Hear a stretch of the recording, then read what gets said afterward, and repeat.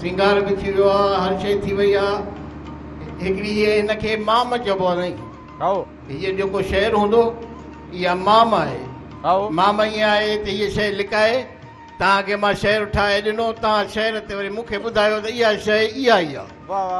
हाणे सुगड़ चए थो त सोंगो संगीन सफ़रो जोड़ियो रब जबार, बनाए बहराल कयो कुदरत सां कलतार, अरड़ बुलबुल उन में गोया कन गुफ़्तार, गुरग बकरो गॾो ते दोई सां धनवार, ये पंज ई आहिनि पाण में हिक जॻह हेकार, मसलतनि जे मन जी आहे धुरो धारो धार, ए सालिक सुरतदार ॾे मायत हिन मज़कूर जी। चईंदा हिकिड़ो सोंगो आहे, उन में पंज शयूं गॾु थियूं रहनि, पर उनजो खाइणु पीअणु उथणु वेहणु अलॻि हो। हाणे सुगड़ खे चए थो दादा इहो तूं असांखे सले ॿुधाए। हाणे सुगड़ थो चवे दादा इहो बुत इन में तो पंज शयूं ॾिठियूं पर इन में 7 शयूं आहिनि।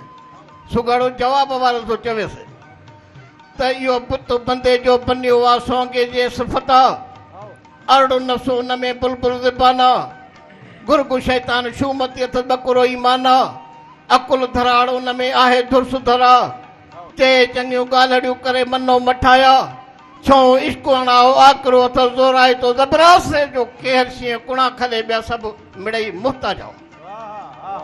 सतो अचे वञे उन में वाव मिड़ोई वाव, सोजो बीही बंदि थिए सोंगे साव न काए, अदा आहे आकी लॻाल इहा आहे की न अञा निहारे निम चवे। हाणे हुन 5 शयूं पुछियूं पर हिन 7 शयूं चयूं।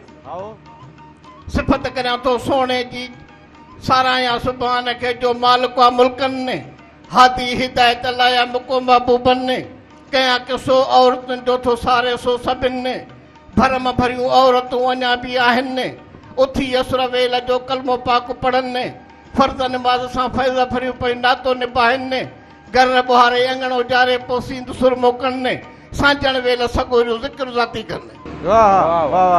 पोइ बिस्मिल्लाह करे बिस्तर तां नंढा अफम उथारनि ने, तनखे खाधो खाराए लटा पाराए सोनो सिंगारनि ने, पढ़ण वञनि प्यारा तनखे दिली दुआऊं ॾियनि।